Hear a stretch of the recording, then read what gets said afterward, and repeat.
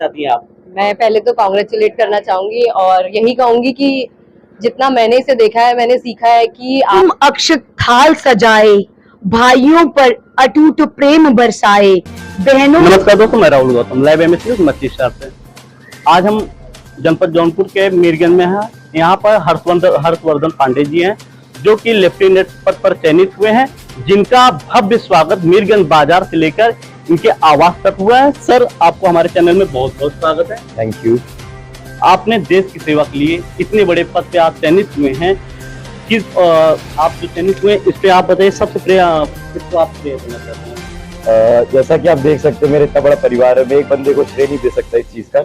इधर जो बंदा खड़ा है, एक आदमी, वो सब इसके पीछे जो मैंने 4 साल की ट्रेनिंग करी है, मेरी सिलेक्शन से लेकर आज मेरे पासिंग आउट तक, इसमें सब एक आदमी का हाथ है। चाहे वो मेरे माता पिता हो, मेरे चाचा चाची हो, मेरे दादा दादी हो, और इस गांव के हर एक आदमी। जब मैं यहाँ पे आया, मुझे यहाँ पे कुछ नया सीखने को मिला, वही सीखने के कारण आज मैं ऐसे पास आउट होता हूँ। आप इस पद को पाने के लिए, अब देश की सेवा करने के लिए आप क्या क्या करेंगे और क्या विचारें हैं आपके? अपने विचार बताइए। मेरा विचार तो यही है कि जो मेरे से, मेरी पोस्ट से मेरा काम मुझसे मांगता है, चाहे सुबह हो या शाम, वो काम पूरे निष्ठा और अपना कर्तव्य समय से पूरा करना। और अगर मैं अपना काम, जो मुझे काम मुझसे मांगता है, अगर मैं वही पूरा कर पाऊँ, तो मेरे लिए वही देश के लिए सबसे बड़ी सेवा होगी। और अगर ये सब करें तो देश अपने तरह तरक्की करेगा। इस तैयारी को लेकर किस तरीके से आपकी तैयारी रही, इस मुकाम पर पहुंचे, किस तरीके से पहुंचे, थोड़ा इस बताइए सर। मैंने अपनी पूरी स्कूलिंग दिल्ली से ही करी है। मेरा स्कूल है ब्लूबेल्स इंटरनेशनल, और 14 साल जो मेरी नर्सरी से लेकर 12वीं तक की पढ़ाई उसी स्कूल से हुई है। उसके बाद 2019 में जब मैं 12वीं से पास आउट हुआ, मैंने अपना NDA एग्जाम होता है, एक नेशनल डिफेंस एकेडमी का, वो एग्जाम दिया।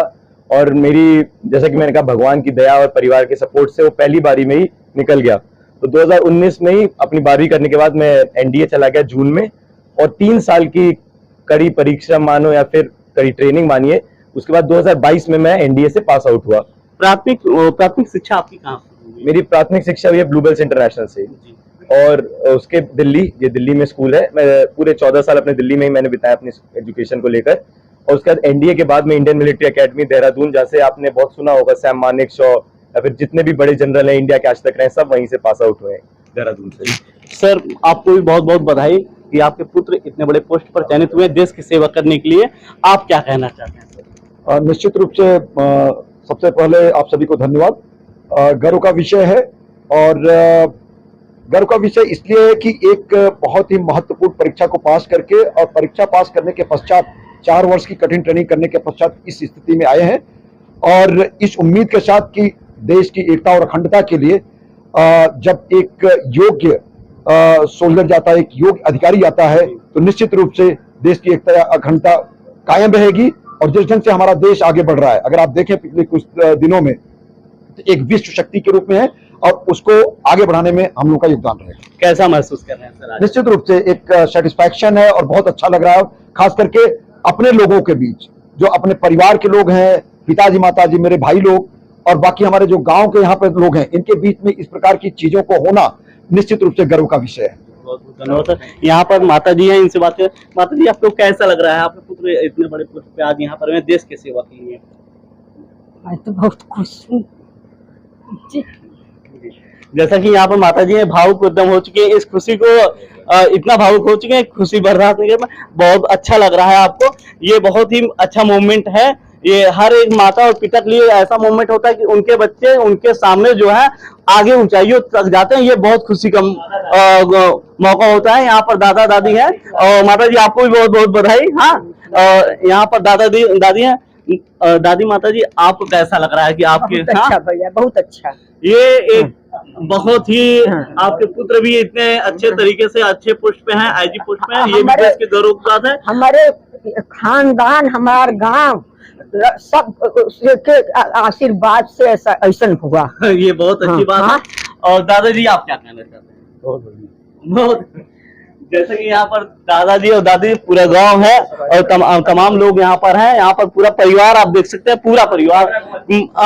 और यहाँ पर कमला हॉस्पिटल के डायरेक्टर डॉक्टर RB चौहान जी हैं यहाँ पर। सर, आपको भी हमारे चैनल में बहुत बहुत स्वागत है।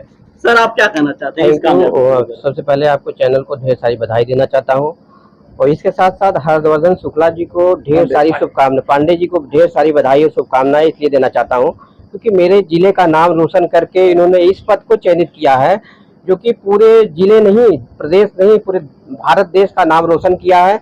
मैं इनसे यही उम्मीद करूंगा जिस पद को इन्होंने इतनी मेहनत, इतने संघर्ष के बाद उन्होंने पाया है, उस पे अपनी लगन निष्ठा से पूरे देश की सेवा करने में तत्पर करें। यही मेरी शुभकामनाएं इनके साथ है। जी बहुत बहुत धन्यवाद सर। और हम चाहेंगे कि अगर बहन हो तो बहन थोड़ा सामने आ जाए और क्या कहना चाहती है बहन, और कौन कौन है यहाँ पर, बुआ मौसी, थोड़ा बुआ मौसी भी अगर हो तो चाचा जी कहाँ हैं? यहाँ पर चाचा जी हैं जिनके चेहरे पे इतना मुस्कान है, इतने खुश है कि इनसे हम किस तरीके से क्या महसूस कर रहे हैं आप? बहुत गौरवान्वित महसूस कर रहे हैं। ये हमारे पूर्वजों का, हमारे बाबा दादा, हमारे सभी जितने श्रेष्ठ जन है, गांव देश क्षेत्र, सभी का आशीर्वाद है।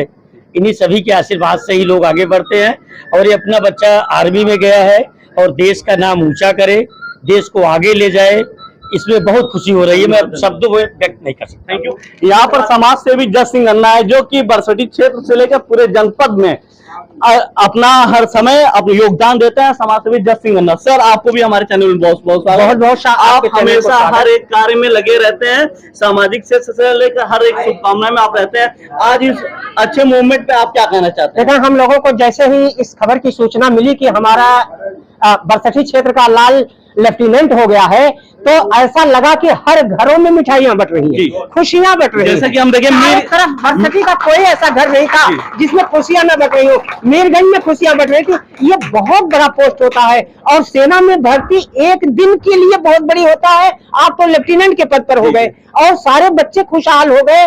जितने ट्रैक पर दौड़ने वाले बच्चे थे वो खुशहाल हो गए। अब हमारा मनोबल, हमने देखा मीरगंज से ही स्वागत हो रहा है। जी हाँ, हम पूरा क्षेत्र का बता दिए कि ऐसा आज भी महसूस हो रहा है कि हर घर में खुशियां और मिठाइयां बट रही हैं। ये मीरगंज वाले जानते नहीं, क्षेत्र वाले जानते नहीं है कि आज आप आ रहे हैं, नहीं तो इस दरवाजे पर खड़े होने की जगह नहीं होती। लेकिन आज हमारा पूरा क्षेत्र गर्व महसूस कर रहा है।